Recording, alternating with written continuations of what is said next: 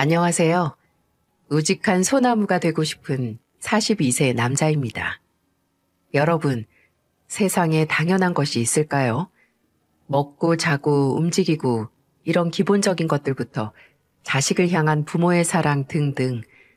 만약 이 모든 것을 당연하다고 생각하신다면 틀리셨습니다. 저는 이 세상에서 당연한 것은 결코 없다고 생각해요. 그러니 끊임없이 노력하고 항상 작은 것에도 감사할 줄 알아야 합니다. 사실 저도 이 생각을 깨닫게 되는 데까지 참 오랜 시간이 걸렸어요. 여러분도 제 사연을 듣고 혹시 내가 내 삶에 주어진 것들을 당연하게 여기고 그 소중함을 잃고 살진 않았는지 생각해 보시는 계기가 되었으면 좋겠습니다. 먼저 저와 제 아내의 첫 만남부터 이야기해 드릴게요. 저는 정말 평범하게 회사를 다니는 회사원이었어요. 부족함 없이 자라 안정적으로 취직하고 남들만큼 벌면서 취미로 수영도 다니곤 했죠. 그런데 시간이 흐를수록 제 평범한 인생이 따분하다고 느껴지는 겁니다. 회사에 휴가를 몽땅 끌어다 해외여행이라도 다녀와야 할지 고민을 하던 찰나 고등학교 동창의 연락을 받게 되었어요. 친구들 중에 유난히 발이 넓은 놈이었던 건 알지만 자기 생일 파티를 자기가 직접 개최하는데 호프집을 빌려서 할 거라고 꼭 오라고 했습니다.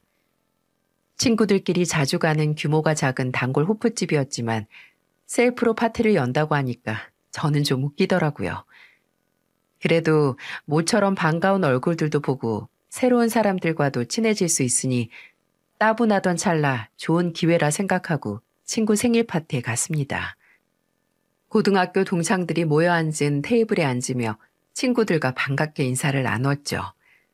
늦지 않게 파티의 주인공인 동균이가 테이블에 다가와 내 여자친구의 친구들도 여러 명 불렀으니 잘해보고 생일 선물은 계좌로 보내줘라 라고 말하더군요.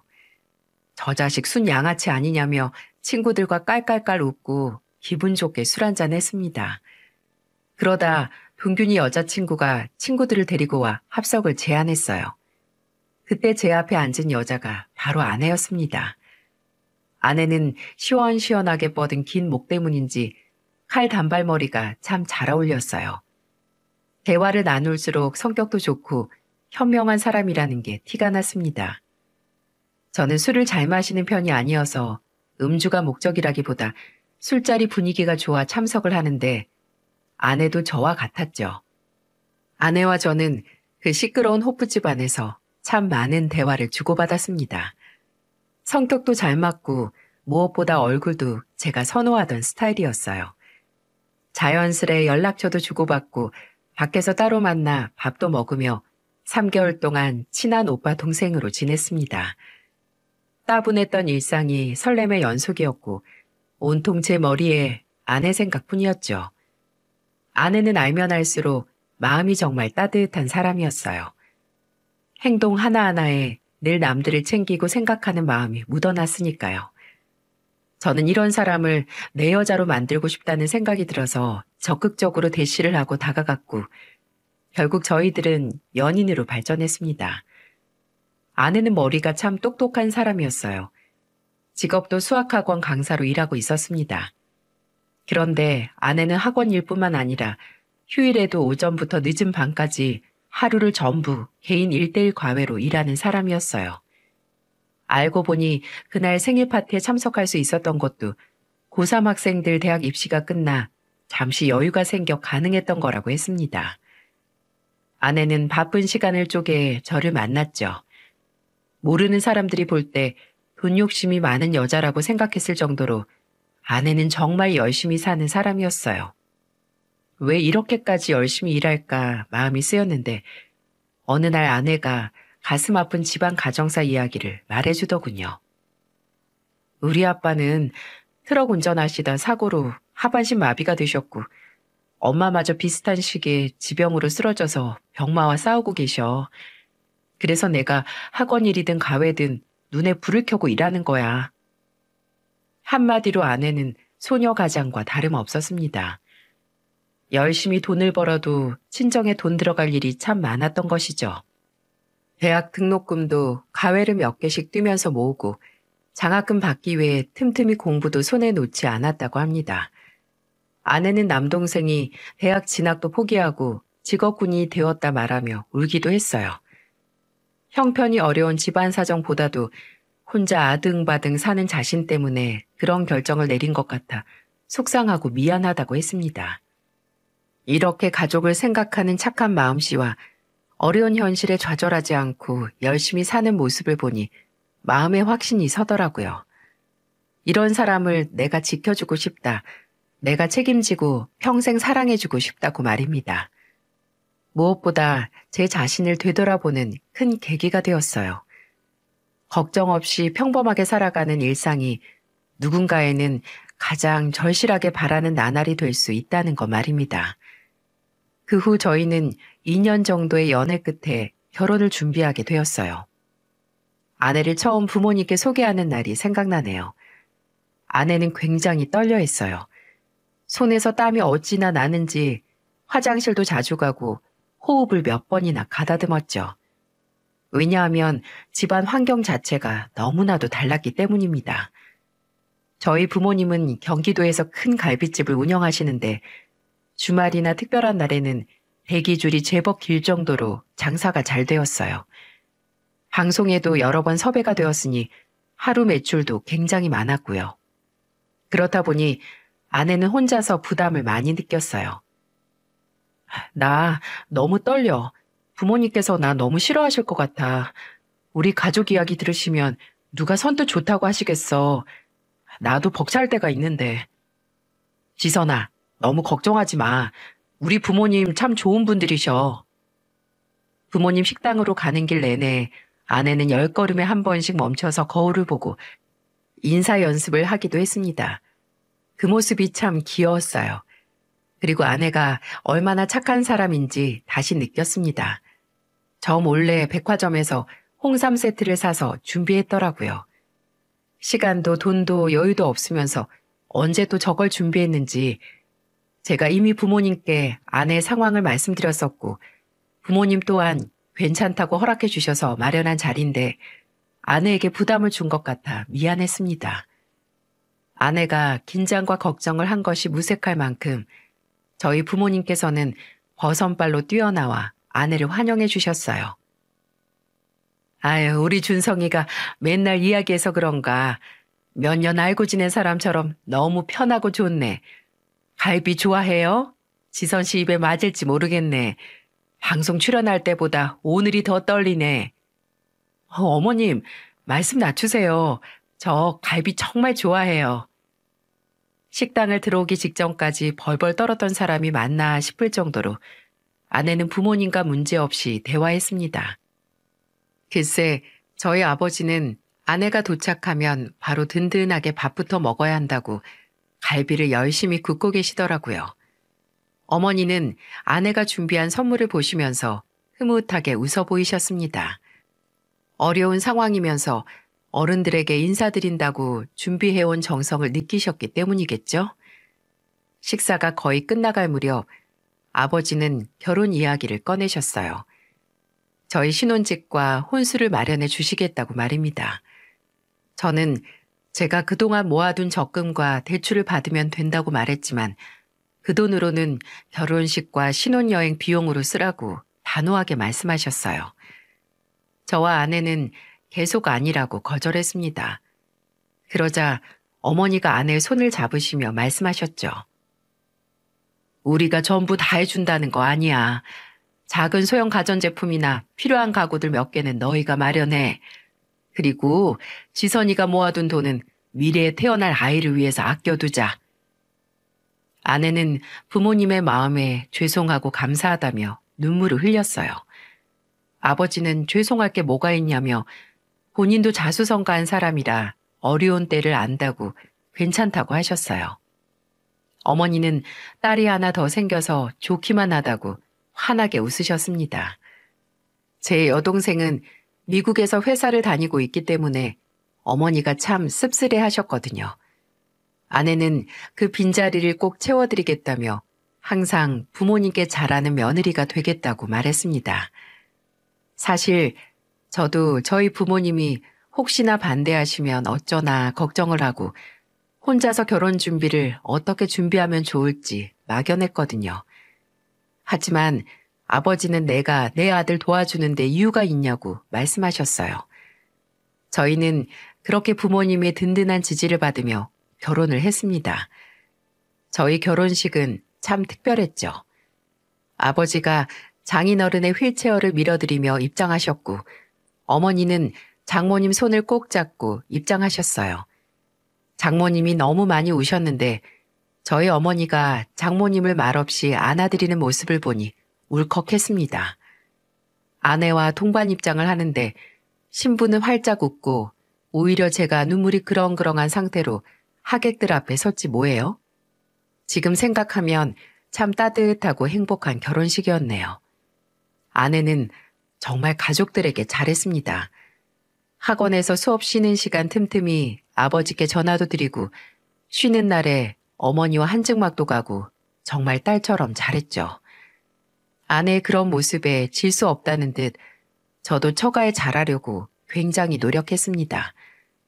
몸이 불편하신 장인어른을 위해 전동 휠체어도 새로 마련해드리고 심심하시지 않게 자주 처갓집에 찾아갔죠. 부모님 식당에서 갈비를 포장해 가기도 하고 전복 같은 음식들을 준비해서 말입니다. 아내와 처남을 대신해 장모님을 모시고 대학병원에 다니기도 하며 저도 사위로서 참 잘했어요. 아내는 그런 노력들을 잘 주었습니다. 여보, 내가 앞으로 더 잘할게. 우리 부모님 나보다 더 챙겨줘서 고마워. 당신 같은 남자는 이 세상에 유일해. 칭찬은 고래도 춤추게 한다고 하죠. 아내가 이렇게 칭찬해주고 저를 세워주니 매사에 더 잘하려고 노력했습니다. 그렇게 저희 부부는 행복한 신혼생활을 보내다가 아내를 닮은 똘똘한 아들도 낳았답니다. 아내는 임신 초기 때 학원 일을 그만두었고 출산 후에는 육아와 집안 살림에 집중했어요. 똑소리 나는 성격에 맞게 뭐든 참 잘했습니다. 냉장고에는 반찬 통마다 라벨지를 붙여 뭐가 들어있는지 유통기한은 언제까지인지 정리했죠. 아이 손수건도 정말 칼각으로 접어놓고 오유도 부지런히 얼려두었습니다. 제가 퇴근 후 돌아와 아이를 목욕시키고 잠을 재우면 조금 쉴 법도 한데 학원에 복귀하며 사용하겠다며 시험지를 만들고 있더라고요. 아내는 아들이 어린이집을 가기 시작할 무렵에 다시 돈을 벌고 싶다고 학원에 출근했습니다. 아내가 일에 대한 열정이 높은 걸 누구보다도 잘하기 때문에 제가 잠시 육아휴직을 내기도 하면서 아내의 복귀를 도왔죠. 그렇게 시간이 지나고 아내가 그렇게나 바라던 평범한 일상의 행복이 무엇인지 알게 될 때쯤 행복과 불행은 앞다투며 저희에게 찾아왔어요. 아내가 둘째 임신 소식을 알렸어요. 저도 아내도 첫째 혼자서는 너무 외로울 것 같아 형제가 있으면 좋겠다고 생각했기에 둘째 소식이 참 반가웠습니다. 하지만 한 가지 걱정인 것은 아내가 자궁 내에 피고임 증상이 있었던 것이었어요. 병원에서는 충분한 휴식을 취하는 게 좋다고 했습니다. 저는 둘째를 낳을 때까지 일을 그만두고 쉬라고 설득했지만 아내는 일을 거절했어요. 무리하지 않는 선에서 학원 일을 하고 싶다고 말입니다. 수업도 최대한 앉아서 진행하면 괜찮을 거라고, 만삭이 되기 전까지는 아이들을 가르칠 것이라고 욕심을 부렸어요. 학원 일을 하면 자연스레 태교에도 도움이 될 것이라며 저를 설득했습니다. 일을 향한 열정이 얼마나 대단한 사람인지 알기 때문에 저도 설득을 멈출 수밖에 없었죠. 그러다 일이 터지고 말았습니다. 아내가 잠을 잘 못 잔 상태로 학원에 출근을 했고 히터를 틀어놓고 운전을 하다가 그만 졸음운전을 한 것이었죠. 아내의 부주의로 일어난 교통사고는 유산이라는 아픈 결말까지 가져왔습니다. 아내는 정말 힘들어했어요. 자기 때문에 생명을 잃었다는 생각에 엄청난 우울 속에 빠져버렸어요. 저도 말로 다 할 수 없을 정도로 크게 슬펐지만 솔직히 그때 당시에는 아내도 아들도 다 책임져야 한다는 생각에 애써 괜찮은 척 했던 것 같아요. 아내는 잠을 잘 자지 못해 수면제를 자주 복용했고 잘 마시지 못하던 술을 먹기도 했습니다. 그럴 때마다 저는 아내의 눈물을 닦아주고 안아주고 힘내야 한다고 마음을 다독여줬어요. 아내가 회복하는데 제일 많이 도움을 준 사람은 바로 저희 어머니였어요. 어머니는 아내와 매일 산책을 하고 예쁜 카페에서 브런치도 먹고 기분 좋게 쇼핑도 다니셨습니다. 지선아, 너 힘든 거 다 안다. 그래도 일어서야지. 네 아들 윤재 보면서 마음 다잡아야 해. 내가 시어머니라고 너한테 해줄 수 있는 게 고작 옆에서 이렇게 말동무 되어주고 시간 보내는 거라 참 미안하구나. 그래도 우리 잘 이겨내보자. 너는 나한테 며느리보다 딸 같은 존재야. 알지? 어머니의 진심이 담긴 말 덕분인지 아내는 천천히 아픔을 이겨내기 시작했습니다. 얼굴에 생기가 돌아오고 저와 대화를 나누는 시간도 늘어갔어요. 아들의 교육에도 집중하기 시작했죠. 아내가 괜찮아졌어도 어머니는 반찬도 만들어주시고 자주자주 전화하면서 꾸준히 신경을 써주셨어요. 그렇게 3년이라는 시간이 지났어요. 아내는 다시 학원 강사로 복귀하여 열심히 일했습니다. 이쯤 지나니 여러분들도 제 아내가 일에 대한 열정이 얼마나 큰지 아시겠죠? 아내는 스트레스 해소를 일로 풀 만큼 일을 즐거워하고 성실하게 일했어요. 학생들이 좋은 학교에 진학해 연락이 오거나 20점 받던 아이들이 100점 받았다고 감사 편지라도 쓰는 날에는 정말 하늘을 날 것처럼 행복해했습니다. 그런데 어느 날 늦게 퇴근한 아내를 살펴보니 술을 마시고 온 듯 얼굴 전체가 붉더군요. 무언가 기분이 안 좋은 듯 했습니다. 그날은 아버지가 집에 놀러 오신 상태였어요. 식당 휴무여서 어머니는 모임에 가셨고 아버지는 저와 술 한잔하기 위해 집에 오셨던 거죠. 술을 마셨냐는 제 물음에 아내는 살짝 고개를 끄덕였어요. 아유, 우리 예쁜 며느리 표정이 왜 이리 안 좋아? 무슨 일 있었어?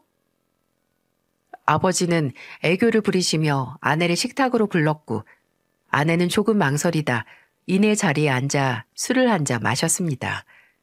제가 걱정스러운 마음으로 아내 등을 쓸어내려주며 무슨 일이 있었냐고 물었어요. 아내는 우물쭈물거리다 결국 속상한 마음을 와르르 꺼내놓았어요. 학원 원장에게 엄청난 갑질을 당했다고 말이에요. 학원 원장은 학원 강사들에게 폭언을 일삼는 사람이었습니다.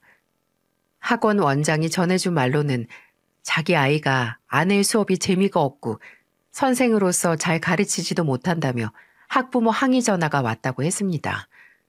학부모가 배울 게 없는 선생을 왜 고용했냐고 따져 묻는데 엄청 기분 나빴다. 김지선 선생은 이거 어떻게 책임질 거냐며 소리를 마구 질렀다고 해요. 그래서 아내는 자신이 수학 강사로 일해온 세월이 짧은 것도 아니고 한 번도 아이들과 큰 트러블 없이 지내왔는데 왜 이런 민원이 들어왔는지 모르겠다고 말했다고 합니다. 그런데 오히려 학원 원장은 감히 일개 강사가 원장한테 따지고 드는 거냐며 기분 나쁘고 억울하면 학원에서 꺼져라. 네 돈으로 학원 차려라. 라고 말하며 화를 냈다고 하네요. 다른 강사들은 본인도 미움을 살까봐 아무도 도와주지 않았고 심지어 몇몇 학생들은 자습을 위해 학원에 남아있던 터라 정말 굴욕적이고 속상했다고 아내는 눈물을 흘리며 말했습니다. 이 문제를 어떻게 해결하면 좋을지 답답하다고 했죠. 아내의 말이 끝나기 무섭게 아버지가 입을 여셨어요. 내가 들어보니까 별로 어려운 문제도 아니네. 멍청한 사람이 우두머린 곳에서 일하다 보니 이런 상황이 발생한 거야. 나는 우리 며느리가 그런 대접받으면서 마음고생하는 거 더는 보기 싫다. 그깟 학원 내가 차려주마. 내일 당장 학원 자리 알아봐라. 네? 아유, 아버님, 아니에요. 저 정말 괜찮아요. 제가 다른 학원으로 이직을 하면 돼요. 아니다. 감히 누구 며느리한테 갑질을 해? 힘들어하지 마라. 내가 이렇게 뒤에 있잖아.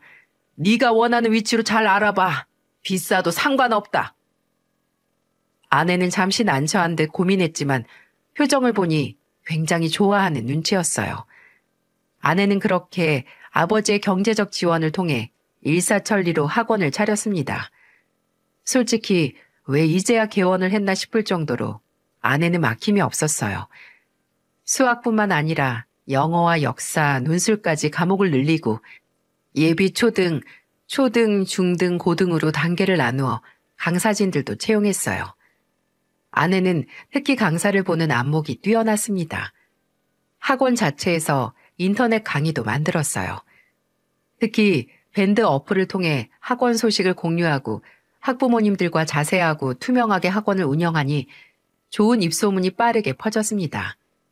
아내는 학원을 개원한 지 1년이 채 지나지 않은 시점에 등록 대기를 걸어야 할 정도로 성공을 했어요.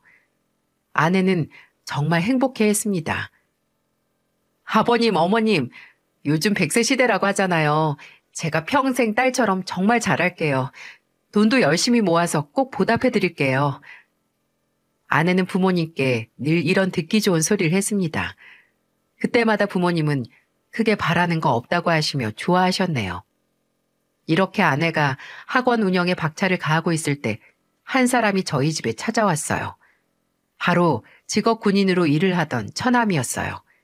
처남은 직업 군인으로 일을 하다가 간부의 지속적인 괴롭힘에 힘이 들어 결국 전역을 했다고 했습니다. 부대 내에서 해결하려 해봤지만 딱히 달라지는 것이 없어 본인이 포기하고 나온 것이었죠. 갑작스럽게 사회에 나왔으니 어디서 무엇을 하고 지낼지 막막했나 봅니다. 저희 집에 놀러와 아들과 함께 열심히 놀아주는 처남을 보니 마음이 짠하더라고요. 어린 나이에 아내를 따라 철이 일찍 들어서인지 늘 저에게 깍듯하게 잘하고 항상 얼굴 볼 때마다 감사하다고 인사부터 하는 녀석이라 너무 신경 쓰였어요. 저는 그날 밤 집에서 처남과 먹으려고 소고기를 사는 김에 부모님이 드실 것도 함께 샀습니다. 부모님 식당에 들러 소고기를 드렸는데 갑자기 왜 소고기를 이렇게 많이 샀냐고 아버지께서 물으시더라고요. 저는 처남 이야기를 했습니다. 아내 학원에 학원 차량 기사님으로라도 고용할까 고민 중이라고 덧붙여서 말입니다. 사돈 총각이 놀고 있다고? 그럼 여기로 오라고 해. 여기서 소고기랑 갈비 구워 먹자. 겸사겸사 사돈 총각 좀 만나보게. 알고 보니 아버지 식당에 총 매니저를 담당하시는 분이 개인 사정으로 급히 지방에 내려가야 해서 일을 그만둬야 하는 상황이었던 거죠. 정말 상황이 드라마틱하게 딱 맞아 떨어진다고 생각했습니다. 하지만 사실 다른 관계도 아니고 사돈 어르신께서 운영하시는 곳에서 일을 한다니 결코 쉽지 않죠. 아버지는 처남과 술 한잔 하시며 자연스럽게 식당 매니저 역할을 제의하셨습니다. 누나 밑에서 일하나 여기서 일하나 어차피 똑같은 가족 사업인데 이왕 일하는 거 바쁘게 일하고 많이 버는 게 좋지 않겠냐고 말하셨어요. 처남은 군인답게 네, 그렇습니다. 저 누구보다 빠릿빠릿 움직일 자신 있습니다. 라고 씩씩하게 외쳤습니다. 그런 남자다운 태도에 아버지도 마음에 드셨는지 당장 내일부터 출근해서 기존 매니저님께 일을 배우라고 하셨어요. 처남은 그렇게 부모님 가게에서 일을 하며 월급도 초봉치고 정말 넉넉히 받았습니다. 그리고 이뿐만 아니라 아버지께서 처남에게 가게 가까이에 있는 작은 오피스텔도 얻어주셨어요. 가게 일을 하며 조금씩 갚아 나가라며 열심히 일할 수 있는 동기부여도 잊지 않으셨고요. 아버지 덕분에 처남은 취업도 살 곳도 모두 해결했으니 연신 감사 인사를 하며 좋아했어요. 아내는 뒤늦게 이 사실을 전해 듣고 이렇게 신세만 질 수 없다며 아버님께 돈을 드렸습니다. 하지만 아버지는 노후를 위해서 지금이 아닌 나중에 천천히 달라며 사양하셨죠. 처남은 정말 성실하게 일했습니다. 지각 한번 하지 않고 직원들과 잘 지내며 열심히 일했어요. 웨이팅 할 수 있는 대기 공간을 아버지와 직접 못질하고 페인트 칠하며 만들고 갈비를 택배로 보내드리며 판매할 수 있도록 홈페이지 운영도 시작했습니다. 사실 저보다 더 진짜 아들 노릇을 잘해서 셈이 날 정도였지 뭐예요. 처남 덕분에 가게도 오히려 더 잘 되고 모든 일들이 안정적으로 흘러가는 듯 했습니다. 하지만 여러분, 그거 아시죠? 사람도 계절처럼 어느새 나도 모르게 변한다는 거 말입니다. 아내가 점점 변하기 시작했죠. 학원을 성공적으로 운영한 지 5년이 지나던 시점이었어요. 아내는 갑자기 술자리를 갖는 횟수가 늘어났고 통장 관리를 늘 함께 했었는데 어느 순간 투명하게 공개하지 않더라고요. 무언가 자꾸 숨기는 사람처럼 돈 이야기가 나오면 회피하는 일들이 많아졌어요. 집안일에도 신경 쓰지 않고 심지어 하나뿐인 아들도 잘 챙기지 않았어요. 아내는 아들에게 또래에 비해 사춘기가 일찍 찾아오는 것도 한 달 만에 키가 훌쩍 자라 새 옷을 사줘야 한다는 것조차 알지 못했습니다. 하지만 제가 가장 놀랐던 것은 아내의 통큰 지출이었어요. 갑자기 어느 날 주차장에서 아내를 마주쳤는데 처음 보는 외제차에서 내리는 게 아니겠어요? 여보, 이거 누구 차야? 내 차, 내가 말 안 했나? 그냥 카드 할부로 질렀어. 나 오늘 학부모랑 대판 싸워서 기분 안 좋아. 저녁 안 먹고 그냥 씻고 잘게. 어쩜 이렇게 당당하게 말하는지 저는 기가 차서 말이 안 나왔어요. 적어도 저와 상의를 할 수 있는 거 아닌가요? 아내는 그 뒤로도 비싼 명품 옷들에 집착했습니다.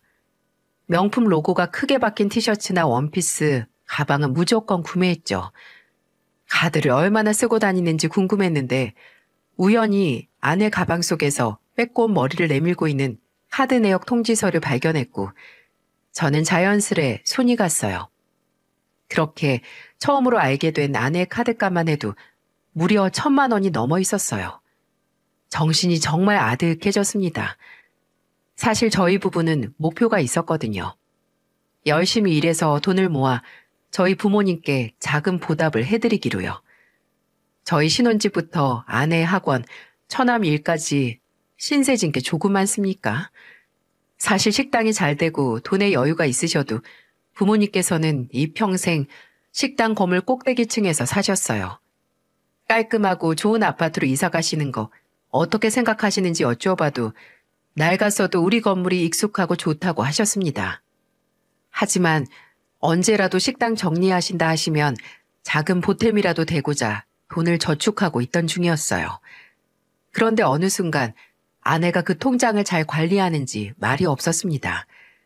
제 손 안에 들려있는 1,000만 원이 적힌 통지서를 보니 가슴이 쿵쾅쿵쾅 요동치더라고요. 저희는 그날 크게 부부싸움을 했습니다. 당신 요즘 왜 그래? 우리가 한 푼이라도 잘 모으고 살아야지. 윤재도 한참 더 키워야 하고 우리 부모님 은혜도 갚고 장인어른이랑 장모님 건강 생각해서도 우리는 꼼꼼히 저축하고 살아야 해. 이 카드값 너무한 거 아니야? 당신 지금 한 달에 얼마를 벌어? 아니 갑자기 왜 그래? 이제 좀 각자 관리하자. 카드값 그것도 다 학원 운영에 필요해서 그런 거야. 당신이 뭘 알긴 해? 아내는 말이 통하지 않았어요. 항상 저를 무시하면서 더 큰 소리로 화를 냈죠. 이런 갈등이 저와 아내 단 둘만의 문제였다면 차라리 더 좋았을 텐데 아들 윤재와도 문제가 생겼습니다. 하루는 퇴근 후 집에 들어갔더니 아내가 아들을 큰 소리로 혼내고 있었어요.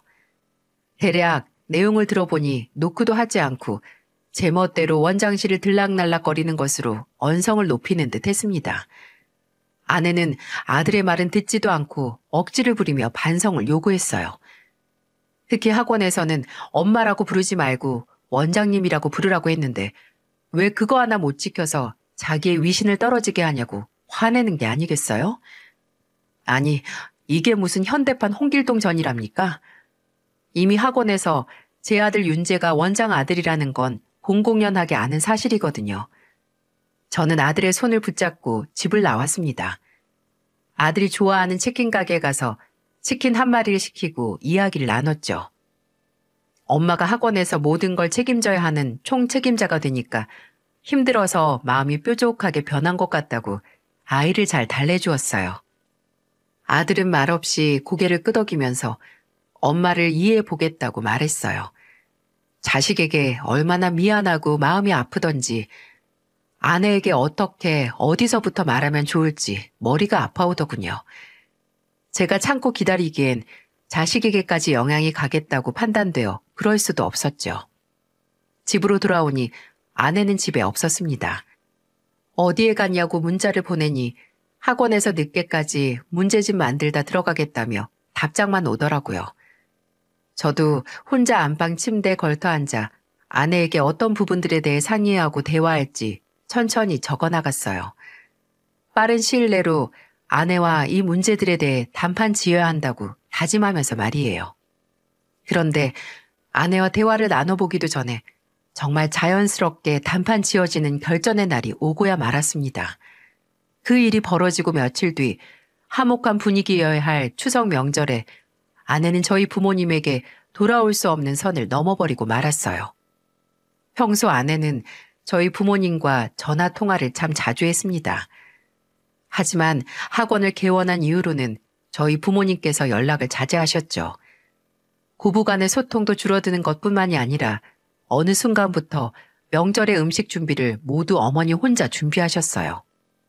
아내는 1년 전부터 학원 일을 핑계 삼아 아예 집안일을 하지 않았거든요.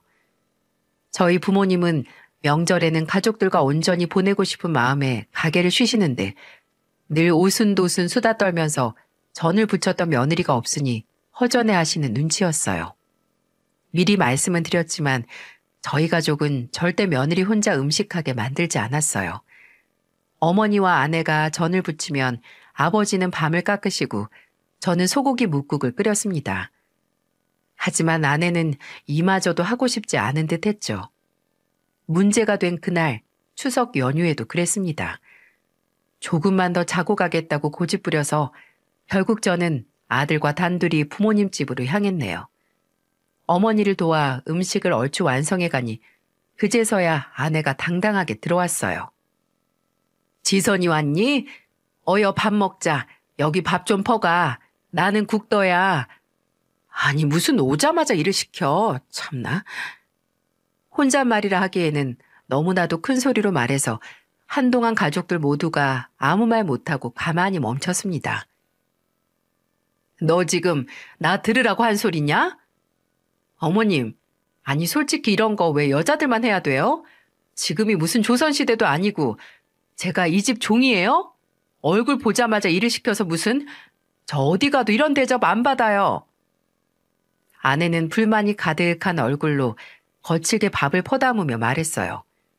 어머니는 아내의 손에서 주걱을 빼앗아 됐다. 귀한 원장님은 가만히 계셔. 라며 날이 선 목소리로 말하셨어요. 저는 이 모습을 그냥 가만히 놔둘 수 없었어요. 당신 말 너무 함부로 하는 거 아니야? 오늘도 엄마 혼자서 장 보고 음식하신 거잖아. 뒤늦게 와서 다 차려놓은 밥상에 밥 하나 담는 게 그게 그렇게 어려워? 나 어제 학원 전체 회식해서 피곤한 거 잘 알잖아. 그리고 막말로 내가 제사 음식을 왜 해야 돼? 어머님, 그렇잖아요. 어머님은 어머님의 시부모님이시니까 하시는 거고 제 시부모도 아닌데 왜 제가 노동해야 돼요? 거실에 앉아 상황을 지켜보시던 아버지께서도 믿을 수 없는 망언에 자리에서 일어나 주방으로 오셨어요. 어머니께서 아내에게 그만해라. 너 말이 너무 경우 없이 지나치다. 라고 말하셨죠. 아내는 신경질적으로 몰라요. 라고 외치며 밥그릇을 쟁반에 담아 식탁으로 향했습니다. 노골적으로 기분이 상한 티를 내느라 발을 한 발자국 내디딜 때마다 쿵쿵 소리를 냈죠. 아내가 들고 있는 쟁반은 위태롭게 흔들리다가 아내가 삐끗하며 넘어진과 동시에 식탁 위에 있던 모든 음식들이 사방으로 떨어졌어요. 네, 말 그대로 상을 뒤엎은 꼴이 된 것이었죠. 꾹 참고 상황을 지켜보시던 아버지는 화가 나셔서 소리치셨어요. 너 왜 이렇게 변했어? 돈 좀 번다고 아주 의기양양. 뭐가 옳고 그른지도 몰라? 지금 그 잘나간 학원 누가 차려줬어? 시댁에 자주 오는 것도 아니고 1년에 한두 번. 그게 그렇게 어려워? 네 시애미한테 사과드려라 당장. 제가 왜 사과를 해요? 저 옛날에 돈 없고 못난 김지선 아니에요, 아버님. 함부로 명령하지 마세요. 그리고 자식인데 부모로서 당연히 해주실 수 있는 거 아니에요? 제가 이 집 대일 수 있게 아들도 떡하니 낳았는데 솔직히 이보다 더 해주셔야죠. 저 받을 자격 있거든요? 아내는 고개를 빳빳하게 쳐들고 당당하게 개소리를 하더라고요. 그리고 태연하게 밖으로 나가려고 했습니다. 저희 어머니는 들고 계시던 밥주걱을 아내 뒤통수에 던져버리셨어요. 찰밥이 주걱에 잔뜩 붙어서 그랬을까요? 주걱은 아내 뒤통수에 턱 하고 둔탁한 소리를 내며 대롱대롱 붙었습니다. 아내는 짧게 소리를 지르다가 지금 폭행하신 거냐고 고래고래 소리를 질렀죠. 짐승도 은혜를 안다는 말이 있는데 너 하는 꼴이 아주 짐승만도 못하다. 밥을 다 떼어놓고 가. 그거 찹쌀이야. 너한테는 쌀 한 톨도 아깝다. 당장 우리 집에서 꺼져. 저는 어머니의 그런 차가운 얼굴을 생전 처음 봤어요. 아내는 기가 막힌다는 표정으로 헛웃음만 짓더니 이내 밖을 나가더군요. 저는 정중하게 부모님께 사과드렸습니다. 아버지는 변한 사람이 잘못이지 네가 무슨 죄가 있냐고 빨리 집에 가보라며 위로해 주셨죠. 저는 착잡한 마음을 가지고 아들과 함께 집으로 돌아갔습니다. 집으로 가보니 아내가 머리를 감았는지 수건을 머리에 틀어올리고 TV를 보고 있더라고요.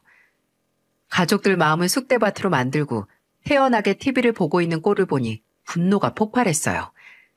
저는 리모컨을 TV에 던져버렸고 순식간에 액정이 쫙 하고 나가며 화면은 검은색으로 변해버렸죠. 그리고 아내에게 다가가 네가 진짜 사람이면 어떻게 그럴 수 있어? 너 왜 이렇게 변했어? 라고 외쳤습니다. 그런데 아내가 뭐라고 했는지 아시나요? 아내가 이렇게 말하더군요. 내 변한 모습이 그렇게 불만이면 이혼하시던가. 저는 순간 너무 어이가 없어서 아내 뺨을 내려치고 싶었습니다. 온몸이 부들부들 떨리고 화가 나 스스로를 제어하기 힘들었어요. 하지만 옆에서 저희 부부를 바라보고 있는 아들을 보고 끝까지 참았네요. 그때 아들이 한마디를 하더라고요. 원장님, 부모는 자식의 거울이라고 학원 논술 시간에 배웠는데 그렇게 행동하시면 제가 뭘 보고 배우겠어요? 아내는 눈이 커다래지더니 황급히 차키를 챙겨 밖으로 나가버렸어요. 저는 아무리 생각해봐도 아내가 변해버린 이유를 찾을 수 없었어요. 답답한 마음에 처남에게 연락을 했습니다. 잠시 만나서 소주 한잔 할 수 있냐고 물으니 한참을 고민하다가 알겠다고 했죠. 30분 정도 지났을 무렵 처남은 엄청난 양의 소주병을 양손 가득 들고 왔어요. 아들은 방에서 잠이 들었고 저와 처남은 도착한 배달 음식을 먹으며 소주를 연시 마셨어요. 그리고 저는 처남에게 오늘 있었던 일들과 아내 변해버린 모습들에 대해 털어놓았습니다. 처남은 무언가 망설이는 것처럼 입을 계속해서 움찔거렸어요. 그러다 갑자기 소주를 벽나발 불더니 제 손을 붙잡으며 울기 시작했습니다. 그리고 정말 어마어마한 이야기를 고백했어요. 이제야 말씀드려 죄송해요. 한 달 전에 누나가 술에 취해 찾아와 말하더라고요. 지금 만나는 사람이 있다고요. 매형 얼굴 보기만 하면 그저 이혼 생각만 난다고 해요. 제가 빨리 말씀드려야 했는데 너무 죄송합니다. 그런데 매형, 저희 누나 정말 심각하게 빠져 있는 것 같아요. 그냥 이혼하시는 게 좋을 것 같아요. 저는 갑작스러운 아내의 바람 소식에 충격에 빠졌습니다. 알고 보니 아내는 자신의 학원에서 고용한 젊은 남자 강사와 무려 1년을 넘게 바람을 피고 있었다고 하네요. 아내가 처남에게 술김에 솔직하게 바람 사실을 털어놓았고 처남은 이 엄청난 사실에 충격을 받아 다음날 학원에 직접 찾아갔다고 합니다. 심지어 그 남자 강사를 주먹으로 때리기까지 했는데 그 순간에도 왜 이 사람을 때리냐며 편을 드는 누나의 모습을 보고 충격을 받았다고 하더라고요. 처남은 아내에게 너무 실망했지만 이건 정말 사람 둘이 어긋난다고 생각이 들어서 몇 번이나 아내를 설득했다고 합니다. 울고 불고 설득을 해봐도 아무 소용이 없었던 것이죠. 이 사실을 어떻게 알리면 좋을지 고민하던 찰나에 제가 술을 먹자고 연락을 했던 모양이었어요. 사돈 어르신이 베풀어 주셨던 은혜를 원수로 갚게 생겼으니 어쩌면 좋으냐고 말하며 어찌나 엉엉 울던지 저도 그렇게 울고 싶은 심정이었습니다. 솔직하게 말해줘서 고맙다고 달래며 일단 처남을 진정시키고 보냈죠. 그리고 비슷한 이유로 이혼한 친구에게 전화를 걸어 조언을 구했습니다. 마치 짜놓은 각본처럼 아내가 얼마 지나지 않아 술에 취한 상태로 집에 들어왔고 저는 무작정 화를 내면 대화가 원만하게 이루어질 수 없다고 판단해서 아주 냉정하게 물었습니다. 만나는 사람이 얼마나 잘해주냐고 말이죠. 아내는 살짝 당황하다가 이내 뻔뻔하게 말하더군요. 요즘 3명에 1명꼴로 이혼한대. 그만큼 어려운 거 아니야. 나 요즘 당신 재미없고 무엇보다 더 이상 남편이나 자식 위해서 열심히 살고 싶지 않아. 나도 내 인생 좀 즐기면서 젊은 남자한테 사랑받으면서 살고 싶어. 그러니까 깔끔하게 이혼해줘. 저는 침착하게 만나는 사람이 정확하게 누구인지 언제부터 만났는지 그동안 늦게 들어온 이유가 그 사람 때문이었는지 물었어요. 아내는 참 정직하게 술술 말하더라고요. 제가 대화를 녹음하는지 꿈에도 모르고 말입니다. 저는 아내에게 단호하게 말했어요. 밑바닥과 다름없이 힘들게 사는 인생을 누구보다 발벗고 도와줬는데 이렇게 우리 가족에게 상처 준 만큼 그에 합당한 대가 톡톡히 치러야 할 것이라고 말이죠. 아내는 어떠한 벌도 달게 받을 테니 제발 이혼해달라고 요구했습니다. 저는 이혼을 약속했고 그날 밤 친구의 조언대로 아내가 잠든 틈에 주차장으로 가서 외제차에 설치된 블랙박스와 내비게이션을 확인했어요. 상간남의 집 주소로 생각되는 곳이 최근 목적지에 나와 있었어요. 이걸 고맙다고 생각해야 할지 휴대폰에도 그 남자와 찍은 셀카가 참 많더라고요. 저는 그 증거들을 가지고 빠르게 이혼 소송을 진행했습니다. 이제 더는 참을 필요가 없었으니까요. 진행을 하는 도중 처남은 그동안 신세졌던 오피스텔 보증금을 아버지께 갚으며 가게를 떠났고 장인어른과 장모님 역시 자식 헛똑똑이를 키웠다고 연신 미안하다고 하셨죠. 솔직히 더는 아내와 관련된 사람들과 연락을 하고 싶지 않아 모두 차단을 해버렸어요.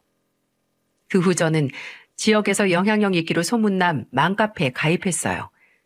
그리고 이혼 소송 서류를 인증하며 불륜 사실을 제보했고요. 과거 아내는 맘카페까지 신경 쓰면 학원 운영 제대로 못한다고 했었기 때문에 저는 안심하고 이곳을 이용했던 것이죠.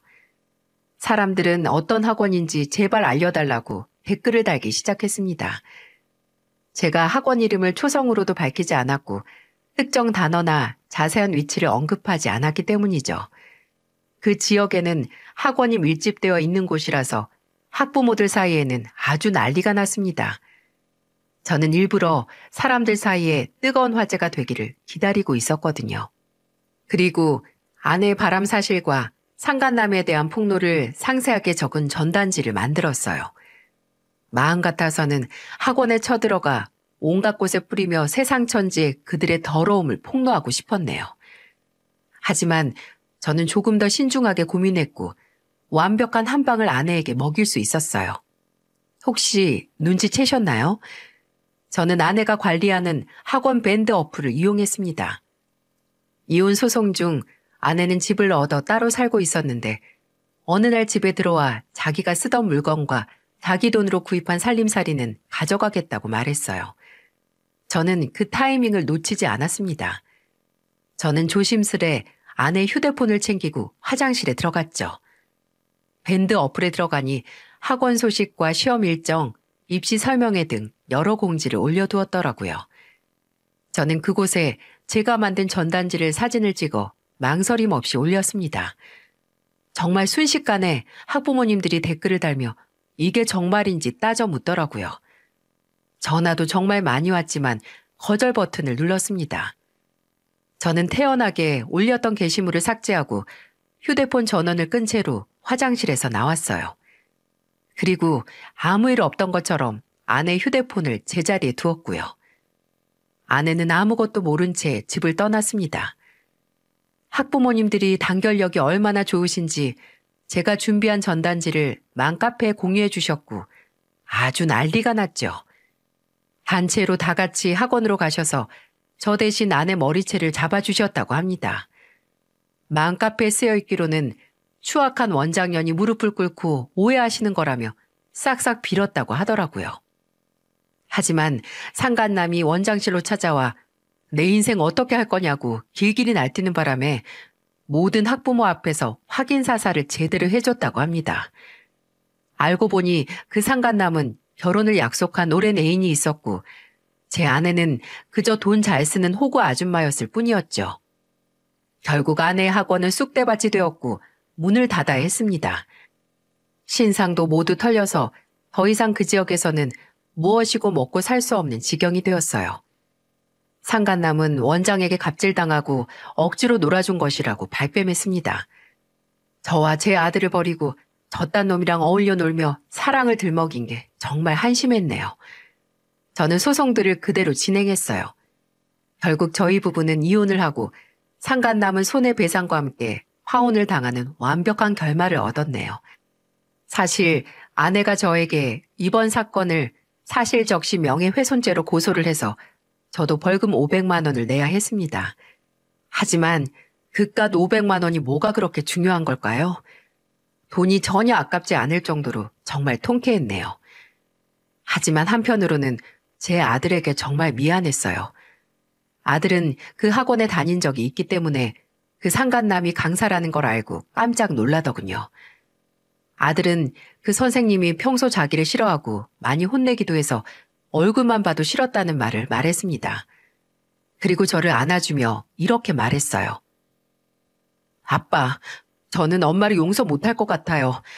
짐을 챙겨서 도망가는 그 얼굴을 제가 어떻게 까먹겠어요. 저 나중에 여자도 안 만나고 장가도 안 갈래요. 아들의 말이 제 뒤통수를 크게 때리는 듯 했어요. 제가 정신을 똑바로 차려야 아들이 받은 상처가 아물고 올바른 인성을 가지게 될 거라고 깨닫게 되었습니다. 저는 부모님이 계시는 곳 근처로 이사를 했어요. 그리고 아들과 함께 심리 상담 치료를 꾸준히 받고 있고요. 그런데 반년이 지나지 않은 시점에 아내가 부모님의 식당으로 찾아와 용서를 구하더라고요. 처갓집 식구들에게도 외면받고 오로지 자신에게 남은 건 돈 몇 푼이라며 기회를 한 번만 더 달라고 했습니다. 어머니는 주방에서 소금 한 바가지를 챙겨 나오셨고 저는 단호하게 거절하며 더 이상 찾아오지 말라고 말했어요. 그리고 무엇보다 아내를 가장 반대한 사람이 누군 줄 아시나요? 바로 제 아들이었답니다. 아들의 모습에 충격을 받았는지 미안하다는 말만 남긴 뒤 연락도 없고 그 후에 찾아오지도 않더라고요. 그렇게 정말 아내와의 인연이 끝이 났습니다. 참 똑똑했던 아내. 개구리 올챙이적 생각 못한다고 형편이 전보다 나아졌다고 해서 지난날의 어려움과 받은 은혜를 잊다니 참 어리석네요. 그리고 여러분, 제가 앞부분에 당연함에 대해 말했죠? 제 아내는 부모님의 끝없이 베푸는 사랑이 그저 당연했나 봅니다. 저는 이제 당연함은 없다고 생각하며 항상 감사하며 살고 있어요. 아들이 심리상담 치료를 열심히 다녀주는 것, 어머니가 손주의 끼니를 열심히 챙겨주시는 것, 아버지가 같은 아빠로서의 고충을 다독여주시고 술 한 잔 기울여주시는 것, 모두 참 감사하며 살고 있습니다. 이혼해서 홀로 아들을 키우고 있다고 전혀 위축되거나 힘들지 않아요. 오히려 당당하고 멋있게 아들과 행복해지고 싶습니다. 아들 옆에서 변함없이 우직한 소나무 아빠가 될 수 있도록 여러분 모두 응원해 주세요.